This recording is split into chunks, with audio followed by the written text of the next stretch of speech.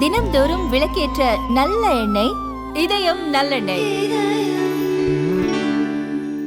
தமிழ்நாடு மாநில காங்கிரஸ் கமிட்டியின் தலைவராக பொறுப்பேற்றிருக்கும் நாடாளுமன்ற உறுப்பினர் அன்பு இளவல் மாணிக் தாக்கூர் அவர்கள் விடுதலை சிறுத்தைகள் கட்சியின் அலுவலகத்திற்கு மரியாதை நிமித்தமாக வருகை தந்து எமக்கு சிறப்பு சேர்த்திருக்கிறார். அவருக்கு எமது கட்சியின் சார்பில் நெஞ்சார்ந்த வாழ்த்துக்களை தெரிவித்துக் கொள்கிறோம். தமிழ்நாடு காங்கிரஸ் கமிட்டி விடுதலை சிறுத்தைகள் கட்சியோடு நீண்ட காலமாக நல்லிணக்கமான உறவை பேணி வருகிறது. நாங்களும் அவர்களோடு இணைந்து இணக்கமாக செயல்பட்டு வருகிறோம். இந்தியா பிளாக் என்கிற தேசிய அளவிலான கூட்டணியிலும் நீண்ட காலமாக பயணித்து வருகிறோம். அந்த உறவு மேலும் வலிமையோடு இருக்கும். தொடர்ந்து தேசிய அளவிலும் தமிழக அளவிலும் இணைந்து செயல்படுவோம். இது ஒரு மரியாதை நிமித்தமான சந்திப்பு.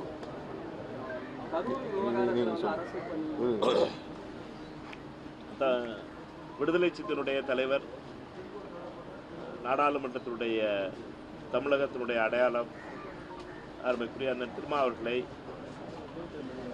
அருமைக்குரிய அண்ணன் காங்கிரஸ் கட்சியுடைய மூத்த தலைவர் அண்ணன் பீட்டர் அல்போன்ஸ் அவர்களோடும், சுற்றுலாத்துறை அமைச்சர் மாண்புமிகு ராஜேஷ்குமார் அவர்களோடும் வந்து சந்திக்க வந்தோம்.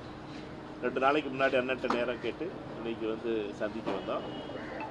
இது ஒரு மரியாதை நிமித்தமான சந்திப்பு. இன்று நாங்கள் உங்களுடைய கூட்டணி கட்சியின் தலைவர்களை அவருடைய இல்லங்களில் சென்று சந்திப்பதை அண்ணன் துவங்கி இருக்கோம். இதுக்கு அடுத்து நாங்கள் போய் சந்திக்க போகிறதுங்கிறது மார்க்சிஸ்ட் கம்யூனிஸ்ட் தோழர் சண்முகம் அவர்களை, அதுக்கப்புறம் 13ஆம் தேதி மற்றவர்களை நேரம் இங்கே இல்லாதனால மற்றவங்களை வரும்போது சென்னையில் வரும்போது சந்திப்போம். இது வந்து எங்களுடைய நாங்கள் எல்லாம் ஒத்த கருத்துள்ளவர்கள், ஒரே பாதையிலே செல்பவர்கள். நாங்கள் எல்லாரும் அண்ணனை பொறுத்தப்பட்டும் திருமாவர்களை பொறுத்தப்பட்டும் நம்ம எல்லாருக்கும் தெரியும். தமிழகத்தினுடைய குரலாகவும் தமிழகத்தினுடைய உண்மையான அடித்தள மக்களுடைய குரலாகவும் எப்பொழுதுமே இருப்பவர். தமிழகம் நல்லா இருக்கணும், தமிழகத்தில் மதவாத சக்திகள் உள்ள வரக்கூடாது, அவர்களுக்கு எதிரான பாசிச அந்த அரசியலை எதிர்த்து எந்த ஒரு அச்சமும் இல்லாமல், எந்த ஒரு பயமும் இல்லாமல், டெல்லியாக இருந்தாலும் சரி, மும்பையாக இருந்தாலும் சரி, அது சிதம்பரமாக இருந்தாலும் சரி, கன்னியாகுமரியாக இருந்தாலும் சரி, விருதுநகராக இருந்தாலும் சரி, சென்னையாக இருந்தாலும் சரி, எல்லா இடத்துலையும் தெளிவான ஒரு கருத்தை தெரிவிப்பவர், கொண்ட கொள்கையில் எப்பொழுதுமே மாறாதவர் அண்ணன் திருமாவர்கள். அவரை பார்த்து ரொம்ப மகிழ்ச்சி. அவரோடு ஏறக்குறைய 1 மணி நேரத்துக்கு மேலே நாங்கள் பேசிக்கிட்டு இருந்தோம். டைம் போனதே தெரியல. எங்களுக்கு அடுத்த இதுக்கு தோழர்களை பார்க்க போகிறதுக்காக வேகமாக இந்த கூட்டத்தை முடிச்சிட்டோம். தொடர்ந்து இந்த சந்திப்புகள் தொடரும். அண்ணனுடைய வழிகாட்டுதலில் நம்மளை பொறுத்தமட்டும் தமிழகத்தில் ஒரு நல்லாட்சி நடந்துகிட்டு இருக்கு. அதையினுடைய இந்த கூட்டணி முறைங்கிறது முதல் தடவையாக எக்ஸ்பெரிமெண்ட் ஆகிருக்கு தமிழ்நாட்டில். கூட்டணி ஆட்சியில் இருக்கோம். இந்தியா கூட்டணியை பொறுத்தமட்டும் டெல்லியில் வரப்போகின்ற குளிர்கால கூட்டத்தொடரில், மழைக்கால கூட்டத்தொடரில் முக்கியமான மசோதாக்களை மத்திய அரசு கொண்டு வரப்போகுது. அண்ணனை பொறுத்த மட்டும் இந்தியா கூட்டணியுடைய மிக முக்கியமான அங்கம் வகிப்பவர் அண்ணன். விசிகாவினுடைய பார்வை, அதுவும் ஃபவுண்டிங் மெம்பர்ஸில் அண்ணனும் விசிகாவும் ஒரு மிக முக்கியமான கட்சி. அதுவும் அண்ணனுடைய அந்த வரப்போகிற சட்டங்களை பற்றியும் பேசிக்கிட்டு இருந்தோம். மத்திய அரசு எப்படி வந்து ஜனநாயகத்தை குளிதோண்டி புடைப்பதற்காக எந்தெந்த முயற்சிகளை மேற்கொண்டுட்டு வருது அப்படிங்கிறத பற்றியும் பேசிட்டு வந்தோம். அதனால் அந்த 2 விவாதங்களை பற்றி ஒரு மரியாதைக்கான சந்திப்பு. வேறு எதுவும் ஒன்று ஆட் பண்ணுறதுக்கு இல்லை. அண்ணன் வேறு எதுவும் ஆன்சர் பண்ணுவாங்க. அதுக்கப்புறம் நாங்கள் கிளம்பணும். கரூர் விவகாரம் அரசு பணி வழங்கக்கூடாதுன்னு நீதிமன்றத்தில் வழக்கெல்லாம் கொடுத்தாங்க. இன்றைக்கி மதுரை கிளை வந்து தற்காலிக பணி வேணால் வழங்கிக்கலாம் அப்படின்ற மாதிரி முடிவு சொல்லியிருக்கிறாங்க. அரசியல் கட்சிகளும் பல எதிர்ப்புகள்லாம் இருந்தது. புதிய நடைமுறை இந்த மாதிரி ஒத்துக்கக்கூடாது அப்படின்றது நீங்கள் எப்படி பார்க்குறீங்க? உங்கள் பார்வையில் சொல்லுங்கள் சார்.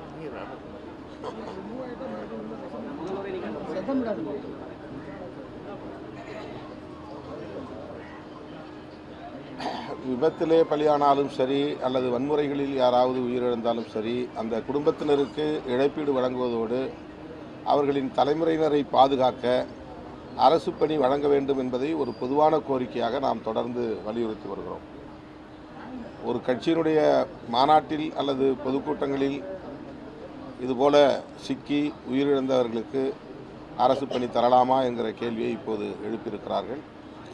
இதை ஒரு கட்சி சார்ந்தவர்கள் என்று பார்ப்பதை விட பாதிக்கப்பட்டவர்களுக்கு அரசு உதவ வேண்டும் என்கிற ஒரு பார்வை முக்கியமானது. இது விக்டிமாலஜிக்கல் ஆஸ்பெக்ட் என்று அதை சொல்வார்கள். யாராக இருந்தாலும் எப்படி இருந்தாலும் அவர்கள் குடிமக்கள் தான். ஆகவே தமிழ்நாடு அரசு அவர்களுக்கு மட்டுமில்லாமல் இதுபோல பாதிக்கப்படுகிற யாருக்கும் அரசு பணி வழங்குவது என்பதை ஒரு நடைமுறையாக கொண்டு வருவது நல்லது என்று நான் கருதுகிறேன். ஏற்கனவே எமது கட்சியின் சட்டமன்ற உறுப்பினர் எஸ் பாலாஜி அவர்கள் கடந்த சட்டமன்றத்தில் அந்த ஆட்சியின் போது இந்த கருத்தை வலியுறுத்தி பேசியிருக்கிறார். எனவே இதனை கட்சி சார்ந்தவர்கள் கட்சி சாராதவர்கள் என்றெல்லாம் பார்க்காமல் குடிமக்கள் பாதிக்கப்படுகிற போது அவர்களின் வாழ்வாதாரத்தை பாதுகாப்பதற்கு எந்த வடிவிலாவது அரசு உதவ வேண்டும் என்கிற பார்வை அவசியமானது. இது அரசு பணி, தற்காலிகமான பணி அல்லது நிரந்தர பணி என்றோ எப்படியோ அவர்களின் வாழ்வாதாரம் முக்கியமானது. ஒரு உயிரை இழந்து நிற்கிற குடும்பம் எந்த அளவுக்கு டிஸ்ஆர்கனைஸ் ஆகுங்கிறத புரிஞ்சுக்கணும். அந்த அடிப்படையில் இதை அணுக வேண்டுமே தவிர இது டிவிகே நிகழ்ச்சி, அதில் செத்து போனவங்களுக்கு ஏன் கொடுக்கணும் அப்படிங்கிற மாதிரி பார்க்குறது. எந்த கட்சியில் எப்போது ஒரு உயிர் இழந்தாலும் அந்த உயிரிழந்த குடும்பத்தினரின் நலன்களை கருத்தில் கொண்டு அரசு நலத்திட்டங்களை செய்வது அவசியமானது.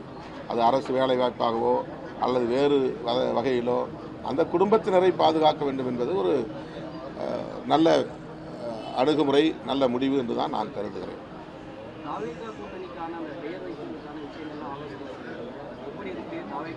விரைவில் அடுத்த கூட்டம் நடைபெறும் முதல்வர் சொல்லியிருக்கிறாரு. அடுத்த கூட்டத்தில் அது இறுதி செய்யப்படும். கூட்டணிக்குள்ள இருக்கக்கூடிய கட்சி தலைவர் கட்சிகளுக்குள்ள நிறைய ஒரு முரண்பட்ட கருத்துக்கள் வருது. குறிப்பாக வைகோ விடுதலை சிறுத்தைகள் பேசுகிறோம். அதே போல நேற்று கூட்டணி கட்சி தலைவர்கிட்ட யார்கிட்டையும் முரண்பாடு கிடையாது. ஊடகங்கள் அவசர கதியில் சில தகவல்களை நீங்கள் முன்முடிவு எடுத்து அதை பரப்பி விடுகிறீர்கள். கேட்கிற கேள்விக்கு அவர்கள் பதில் சொல்கிறார்கள், அவ்வளவுதான். யாருக்கும் எங்கள் கூட்டணி கட்சிகளுக்கு இடையில் எங்களுக்கு இடையில் எந்த முரண்பாடும் கிடையாது, எந்த குழப்பமும் கிடையாது.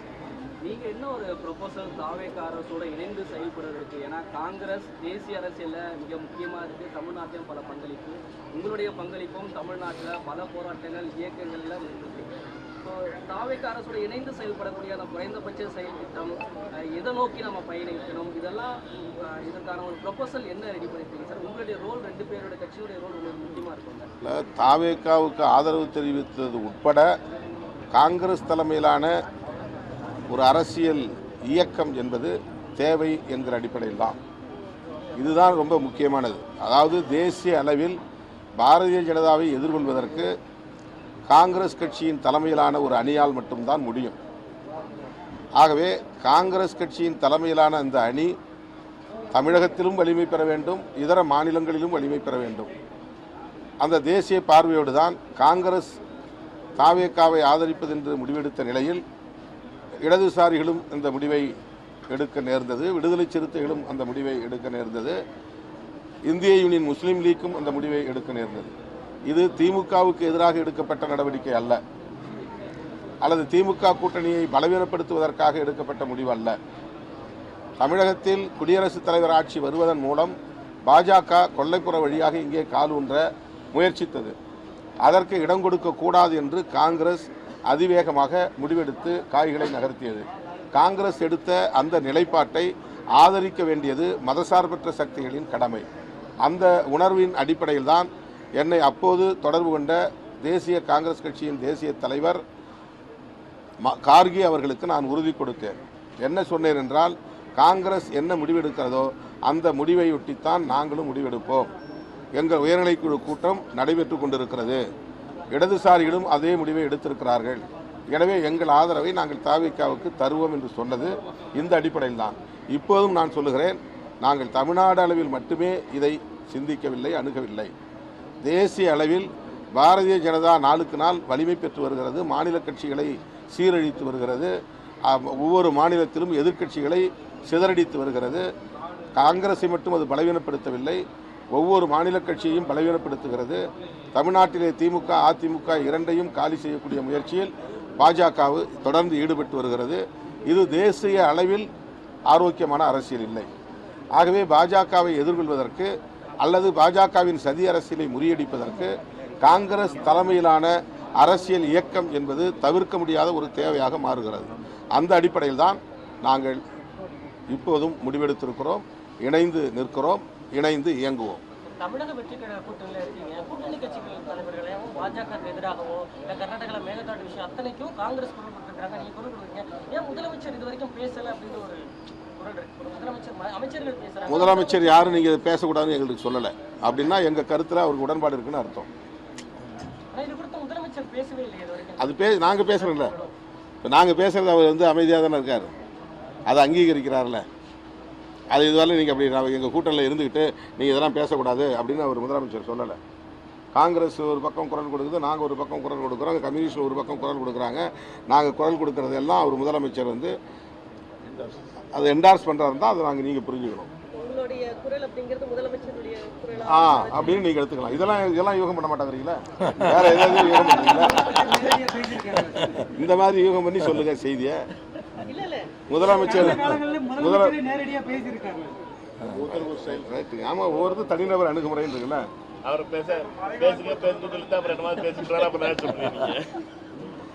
அதாவது 20 வருஷ திட்டத்தில் டாக் லெஸ் ஒர்க் மோர்னு ஒரு ப்ரோக்ராமே இருந்துச்சு.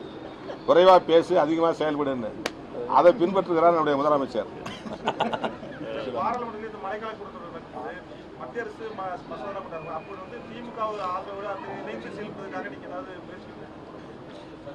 அவங்களும் அவங்க நீண்ட நெடிய பாரம்பரியமுள்ள ஒரு அரசியல் கட்சி.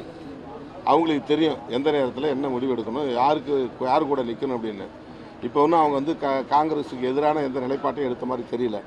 இந்தியா பிளாக் கூட்டத்தில் அவங்க கலந்துக்கலனாலும் கூட இந்தியா பிளாக்கு எதிரான நிலைப்பாட்டை அவங்க இன்ன வரலும் எதுவும் அறிவிக்கலை. அதனால் உரிய நேரத்தில் உரிய முடிவை திமுக எடுக்கும். அது நிச்சயமாக தேசிய நலன்களுக்கு உகந்ததாக இருக்கும், காங்கிரஸ் எடுக்கிற முடிவோடு இயைந்ததாக இருக்கும் அப்படின்னு நான் நம்புகிறேன்.